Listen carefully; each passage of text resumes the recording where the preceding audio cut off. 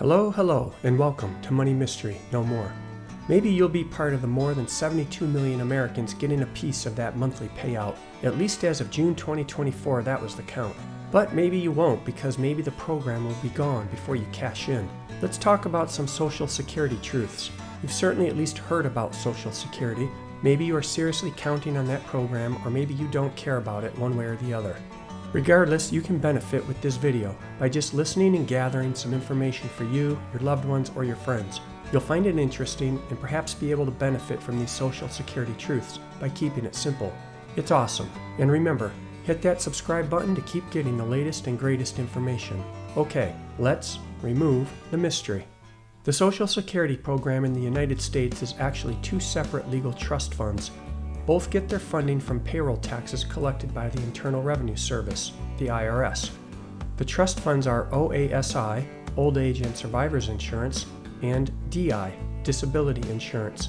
The IRS hits our payroll with a 12.4% Social Security tax, paid evenly at 6.2% each by employees and employers through an OASI tax of 10.6% and the DI tax at 1.8%.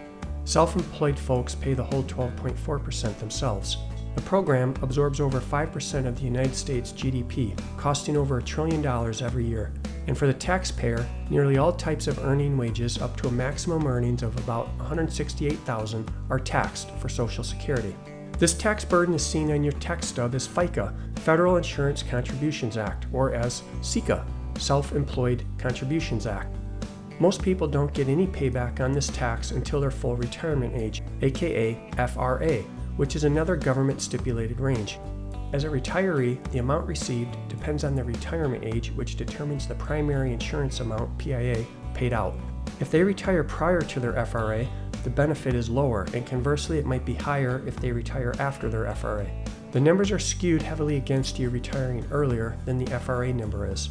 While the FRA target has changed from 65 to 67, if a person retires early, they may only get 70 to 80% of the full PIA amount depending on their FRA. If the FRA is 65, early retirement would mean 80% of the PIA, but if the FRA is 67, early retirement would mean only 70% of the PIA. Sort of appears like a well-designed money play to make us work longer to receive a benefit which, by that time, we may easily have paid into over 40 years. Seemingly more so when you consider that a person who waits to claim benefits after the FRA and up to age 70 may get a monthly Social Security benefit 124% of the PIA. Clearly, it's substantially higher than early retirement before 65 or 67. Originally designed and created as a federal safety net for Americans over age 65, unemployed, and disadvantaged, Social Security is a political kickball today.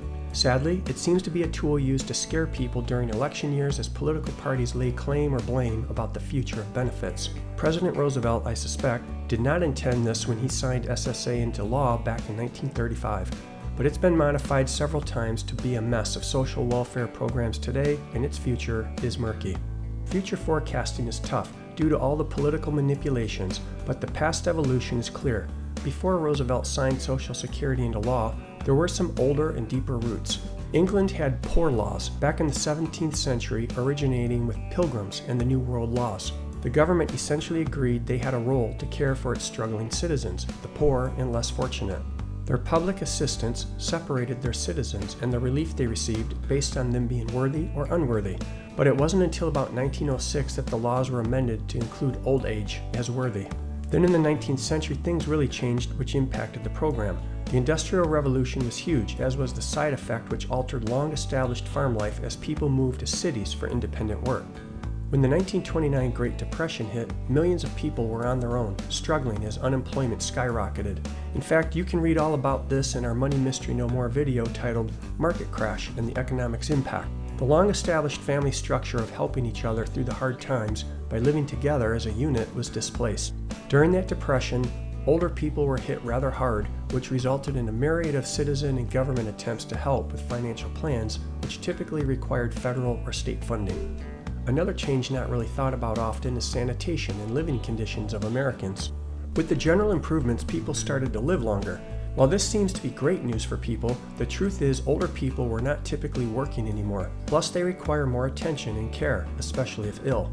Assistance programs for the elderly were pretty awful, often mismanaged or even ignored by officials, and the benefits paid out provided a dismal amount towards survivability. After many years in wrangling, the Social Security Act was pieced together by Congress and passed August 14, 1935 by President Roosevelt.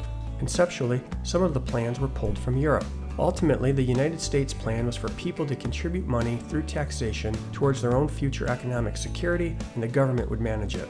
Retirees would earn benefits, but it would be based on how much they earned throughout their work history. Sounds like a basic retirement plan run by the government. However, in this scheme, current working people pay retired people, and the payout is monthly, forever, until the retiree is deceased. While the intent was solid, with a goal to provide people with some financial security through their life, witness today the many problems that have arisen based on the management of the Social Security program. It was supposed to financially help old people, widows with children, people in financial distress, and disabled people, all through the Social Security tax deduction on employees and employers. The goal was to provide unemployment insurance, health insurance, and an old age pension plan. With the law signed, the United States government essentially accepted the full weight and responsibility of providing the American citizen some economic security. Sounds like a pretty heavy lift, but by the end of 1936, registrations for Social Security had formally started, although back then, field hands, domestic workers, and self-employed were all excluded from participating. Introducing the Social Security number, which we all have today. Eligibility required an application at the U.S. Postal Service, who issued a unique 9-digit ID number. 8 days later, over 1 million workers had their Social Security number. Shockingly, nearly 26 million had their number just 4 months later. Interestingly, you are not legally required to have a Social Security number until the point of wanting or having to work. Then the old FICA and SICA taxes apply with very limited exceptions. One acceptable exclusion is to be involved with the religion disavowing insurance. Think about Amish folks. Another method is to take a vow of poverty as permitted by the IRS. It's super rare though when you consider that over 96% of all U.S. workers were covered by Social Security at the turn of this century, which is officially January 1, 2001 through December 31, 2100. The stragglers are a minority of government employees and public employee pensions based on past exemptions. If you imagine there have been changes since 1935, you'd be spot on correct. Look at these 11. 1. The original lump sum payment factored for those age 65 prior to January 1, 1942 was shifted to be 65 prior to January 1, 1940. Then later, 2. Dependents and survivors of retired workers were offered eligibility, as were 3. Domestic and farm workers, self-employed professionals that were not farm workers, and then some federal employees. 4. Virgin Islands and Puerto Rico nonprofit employees and workers were soon offered eligibility. 5. In 1960, benefits were extended to disabled workers and their dependents. 6. Soon, medical insurance known as Medicare was implemented for Social Security beneficiaries age 65 and older. 7. And then President Nixon made cost of living adjustments to offset inflation automatic versus the required congressional approval. But 8. With the entitlement train getting bigger and bigger, the future financial feasibility of Social Security became a concern in the late 1970s. So the benefit eligibility was modified for people born after 1917, resulting in higher payroll taxes coupled with a cut in benefits. 9. Unfortunately, it wasn't enough, and the future financial health of Social Security was in serious trouble just a decade later. With a focus on Social Security solvency, President Reagan signed a law in 1983 that increased the retirement age to 67, and it taxed the Social Security benefits while also expanding the program again, this time to include federal workers. 10. With reform being the obvious solution, nothing was being done to address the long-term solvency, even in 2001 after President George W. Bush had a commission appointed to review reform options. Shockingly, what he did do, though, was grow the program more by adding qualified non-citizens and their children with disability benefits and food stamps.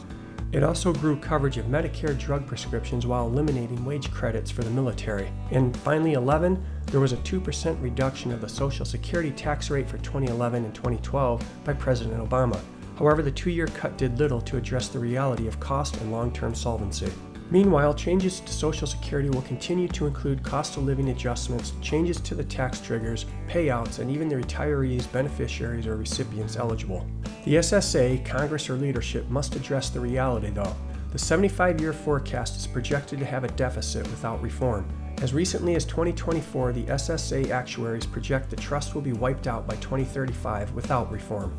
It's become pretty clear that no president wants to touch the program in any manner perceived as taking away from it or hurting the recipients.